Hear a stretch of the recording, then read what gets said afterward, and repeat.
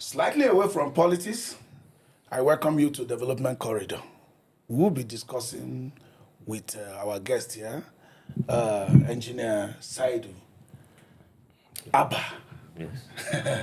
So you'll be taking us through empowering our youth through robotic education. Thank you. So thank you for coming around. Thank you. As always, I have my unfriendly friend here. A colleague in the studio, Kingsley Okamoya. Thanks for staying by. Thank you. Thank you. All right. Thank you for So, having me. Engineer Abba, you are the executive director of Liston International School. When somebody talks about robotics, what comes to his or her mind? If I say robotics, what comes to my mind? Well, I think it depends on who you're talking to and who you are relating to and what purpose you are dealing with. Okay. For anyone to think about robotics as rocket science, I think he might even be wrong, because you can go as far as thinking of robotics from what I have learned, from even the little things that you even underrate. Okay. For us, it's a dream for us to even see that we use even our natural materials, like as far as little as even bamboos, to see that, okay, you have wheels to them, you understand, and you can begin to generate things like robotics. Wow. We can think about when we were kids, those days, that we have bamboos or things with rollers and those things. So if our people can connect something to program it, and it's a robot. Wow. So if so far you can mechanize it and make it a bit It to function. Yes, make it to function. You started the process of robotics, and you can go as large scale to having automated softwares or having programs that are really sophisticated, that can be coded or programmed on their own to function, to perform some particular task or specific task. So far you can make something to perform a particular task, be it autonomous or with a human control. I think you are into robotics. Well, that's interesting. Yes. I know your school, Liston International School, has achieved a lot at the international stage, just as the name implies, as the name sounds. So, Yes. But before that, I was beginning to think, how were you able to integrate technology of this nature into your school here in Nigeria? Well, I think it started from, the backgrounds we have. Maybe coming from a technology school, coming from an ATBU perspective, and I've always had this passion for anything technology, and I happened to find myself working in a school to see that we support children, to empower them, to be of the best version of themselves, so that they are able to help themselves, their immediate environment, and particularly the world at large. We like to prepare our kids for the future, to be global citizens that will represent Nigeria. They will be good ambassadors of Nigeria. So coming from that perspective, we saw the need to do something different, something that will be an added value for our customers, our parents. That is, whenever you bring your kid to our school, because those are the things that you should get, that you don't perhaps even pay for. And that's just an added value for us. So, and that's what propelled us, and having to go to conferences all around the world to learn and network and partner with some people. It gave us the interest. We can begin to bring in these things gradually into the classroom. We can train our teachers and as well empower some of the staff and our students, so that they are able to learn something new that is out of the curriculum, out of the Nigerian curriculum.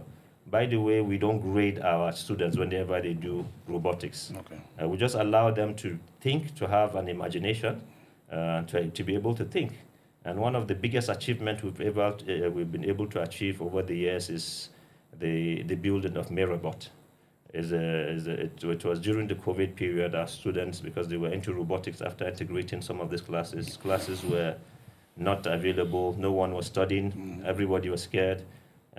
Fortunately, we prepared our students to have tablets that they could learn from home. Yeah. So during that COVID period, we didn't really miss much. So we were able to liaise with our parents to see that, okay, some form of learning still continued. Yeah.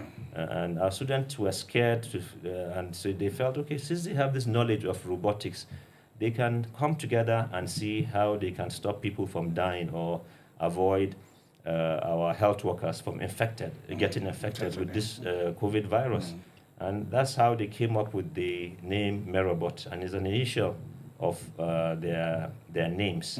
Those students there, all of them have graduated now from the school. They're all into the field of robotics. So they were able to come up with this robot that they designed from their homes.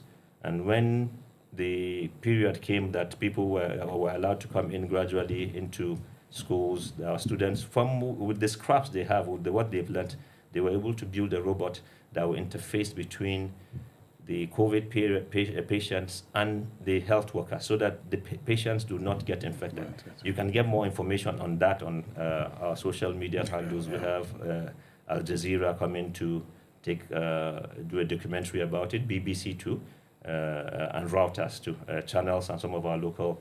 There are more information. So this is how we're able to integrate technology and represent Nigeria in the global stage in various. Interesting. I'm looking at beyond education, because education in itself is a means to an end. It's not the end itself. Exactly. You know, at the end of the day, this robotics and products that we are putting together is to serve the societies, or eventually either to solve a problem or to render services more efficiently.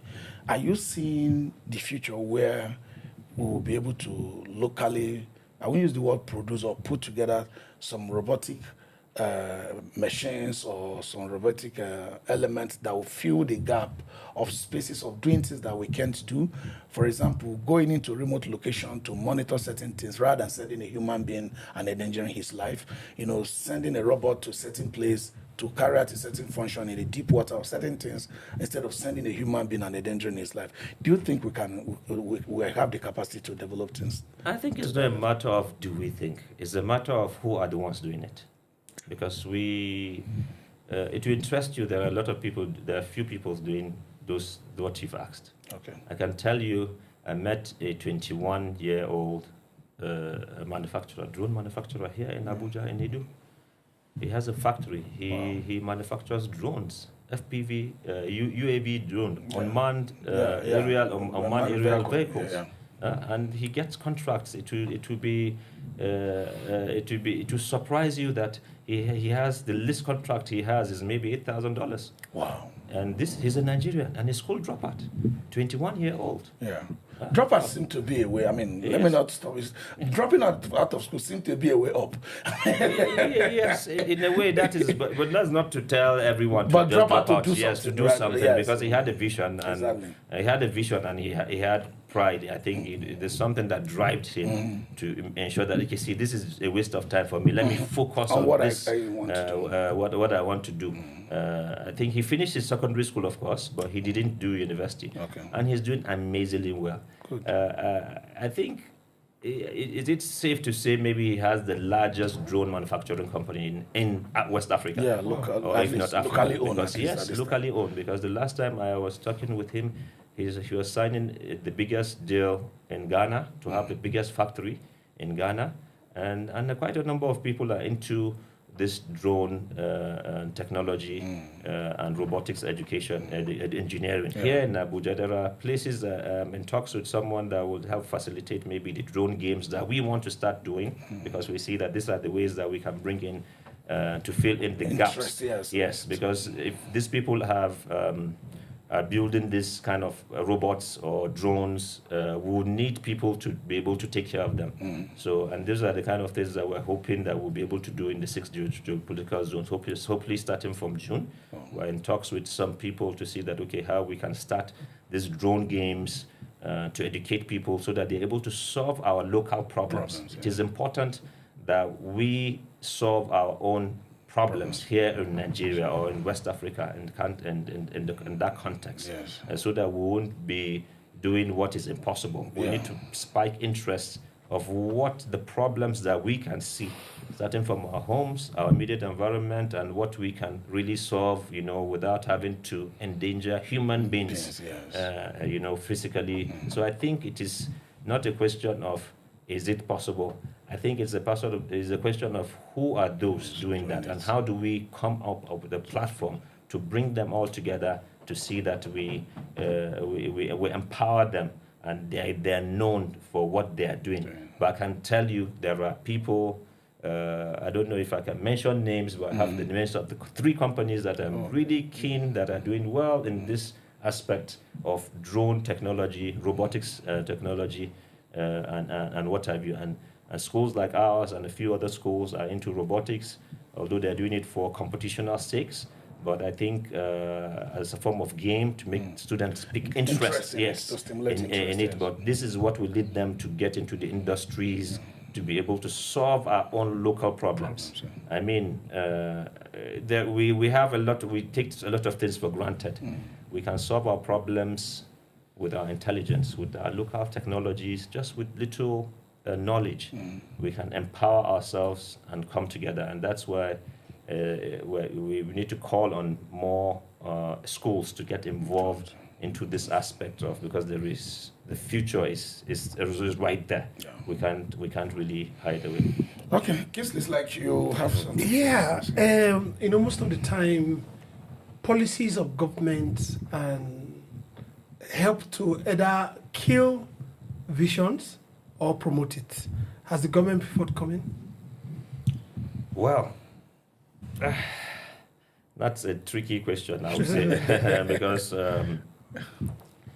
I think our government needs to just really wake up in terms of what it sees, because I feel we're running an outdated kind of curriculum in terms of running a school, but in terms of also running a business. Personally, this is my own view. I think we're not empowering people into maybe manufacturing very well. I know that there are a lot of associations, the MAN Association, that's Manufacturing Association of Nigeria, are doing their own bit, but you can hear the struggles. Even to have the aspect of power, there are a lot of policies on power which affect a lot of things. And whoever wants to do something, policies definitely affect it. And when you're having to spend too much on power, that policies affects, for example, I think is not that encouraging for now. We're hoping that with time, the government will really sit down and wake up to say, okay, we can really do something, to really empower people that are into manufacturing of something to do with technology and what have you. I think the policies are not really working for Nigerians, I would say, for now.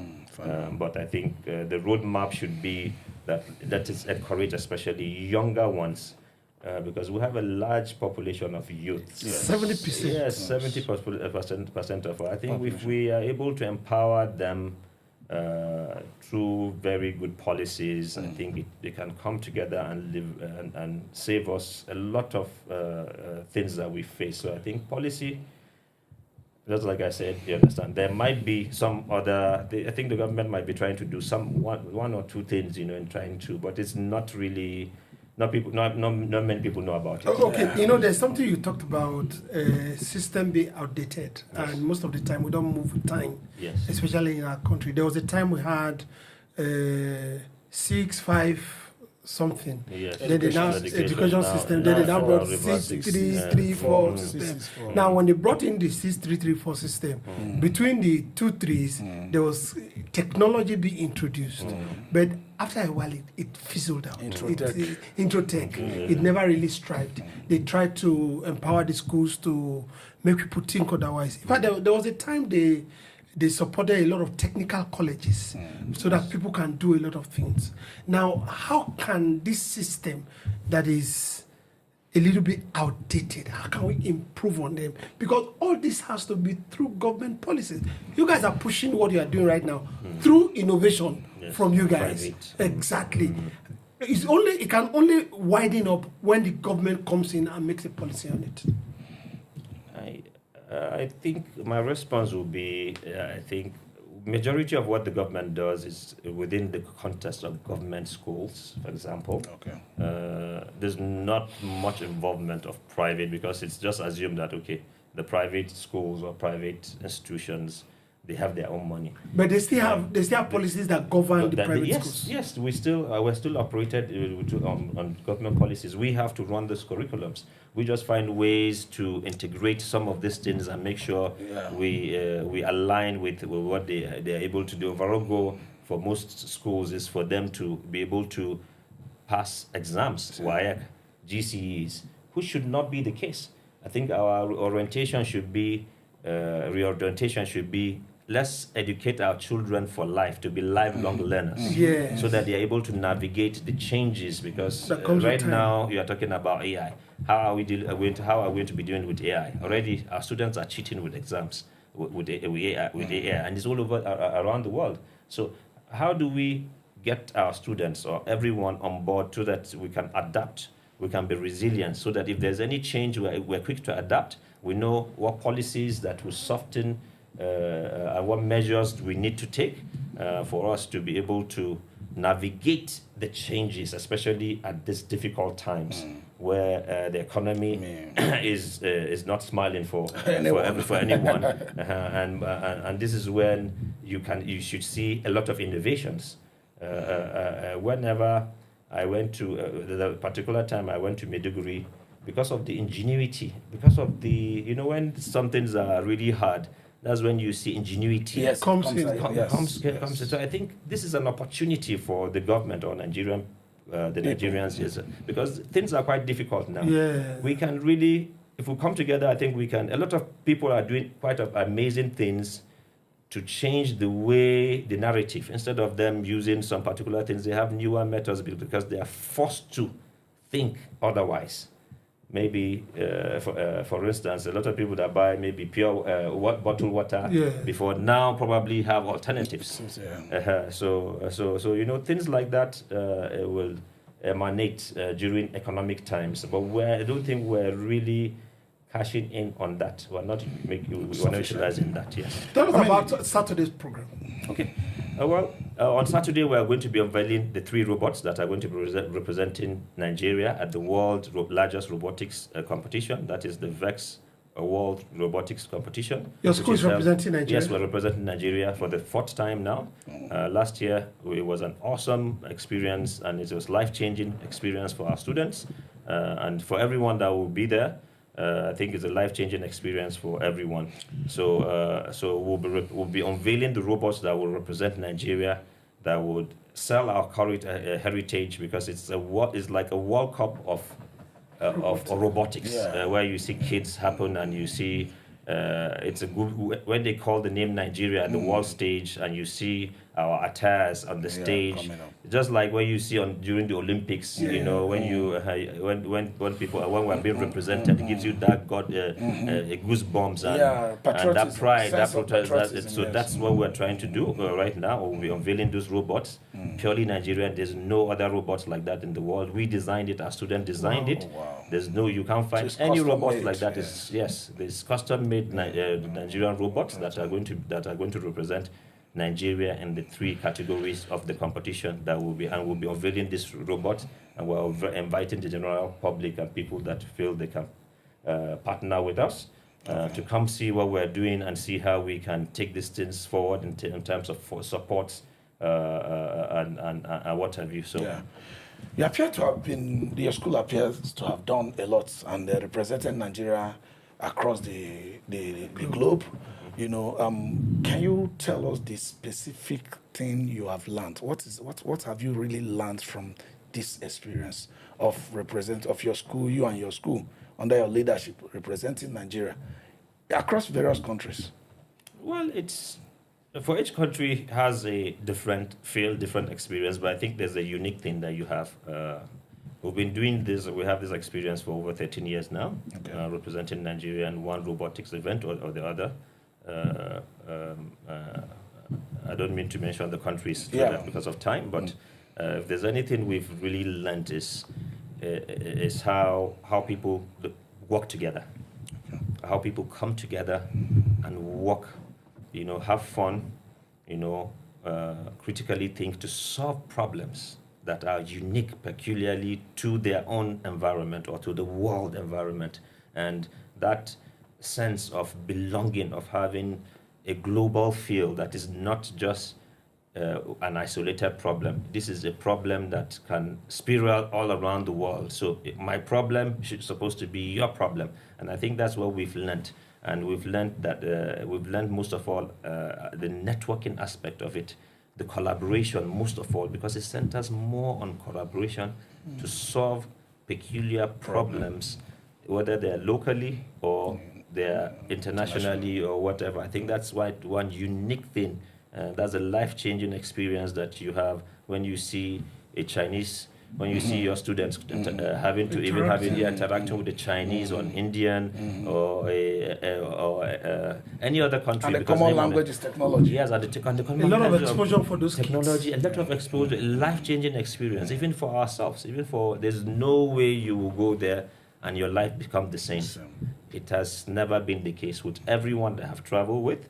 Their lives have always been different because they're different imagination, different perspective, and a world that are full of possibilities because you see that we can do it when we come together. So any support from Nigerian government? Well, that's a difficult question. Usually when we come from the private point of view sector, I think they feel you have your own resources, you have your resources. But you're flying the flag of the country. Yes, we're flying the flag of the country. We try to write a few agencies, and some of them will just tell you they can't sponsor schools due to policies and what have you. While some maybe in the past they used to facilitate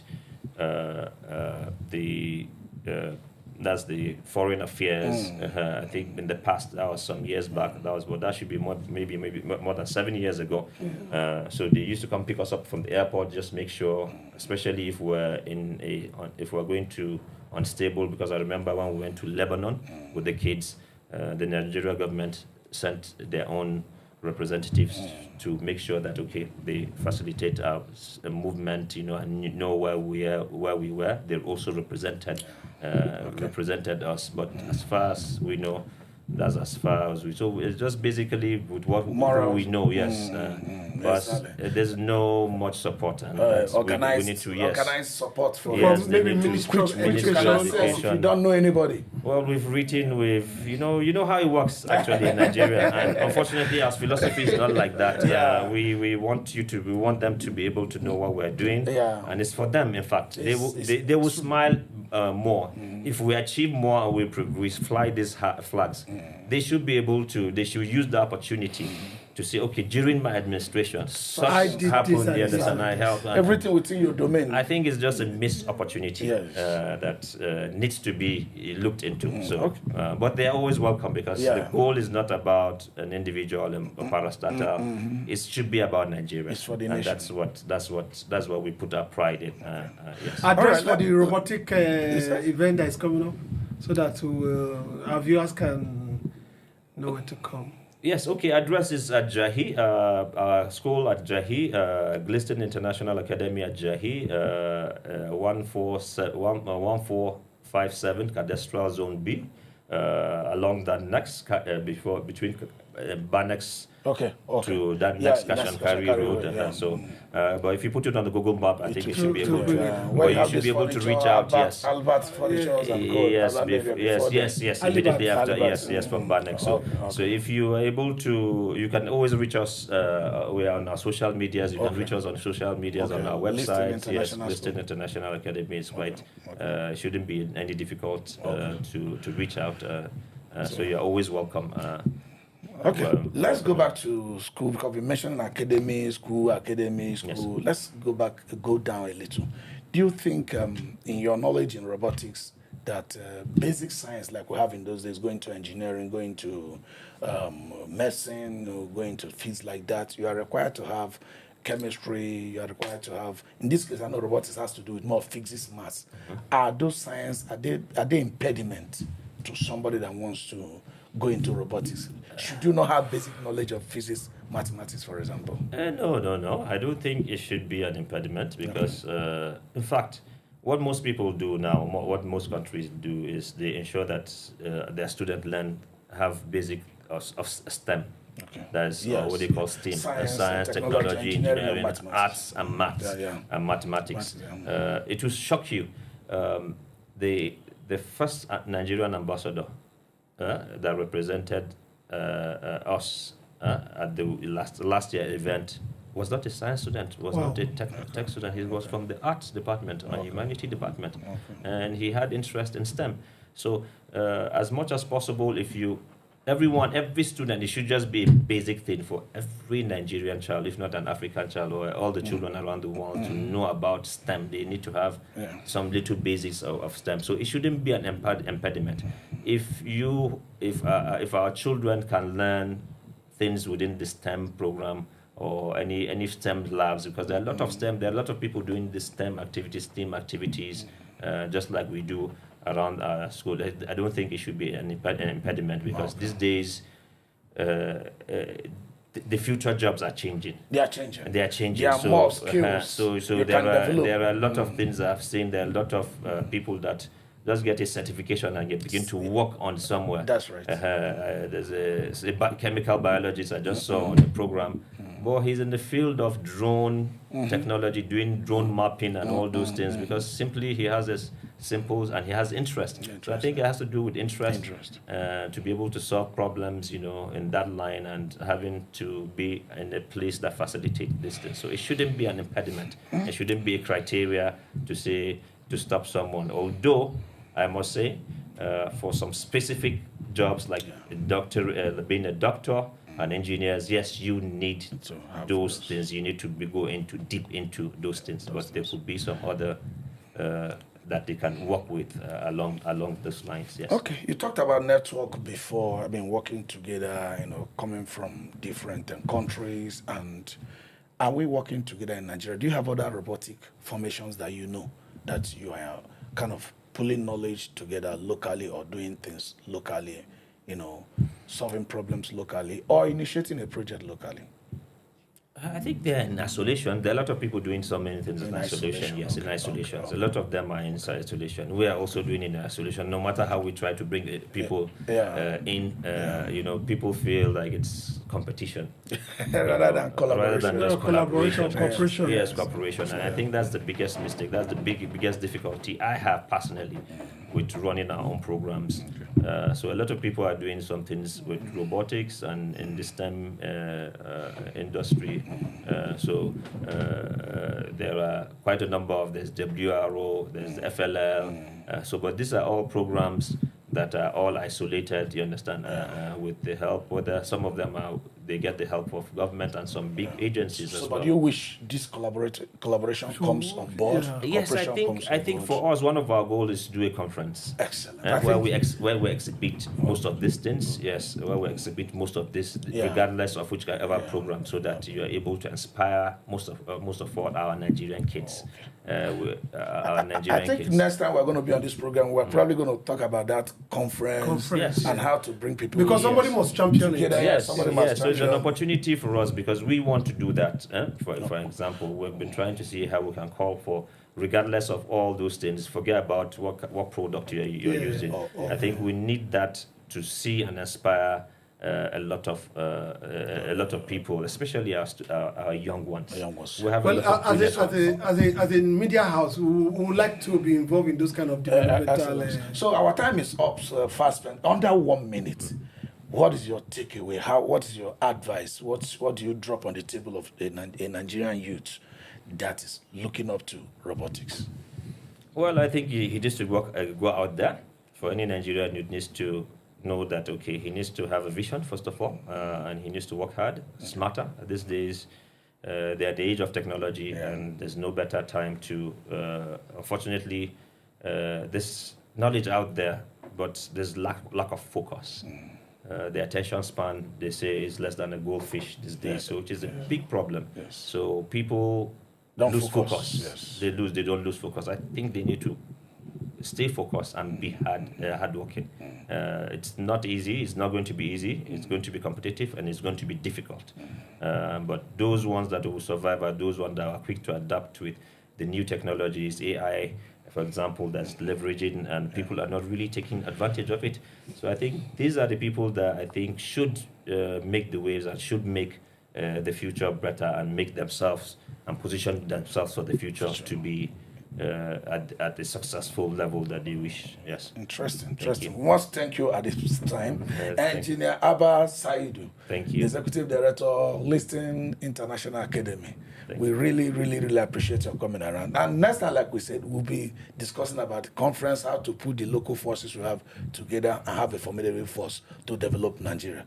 You know, the idea we have here on Development Corridor is Nigeria that works for everybody. Whatever fraction you can bring to the table, you make it rightly, all for Nigeria. Kingsley, I have to also thank you for being around with your questions and smiles. All right. Thank you, Mr. Kingsley. So that's all we have today for Development Corridor. We hope you join us next time. Thank you.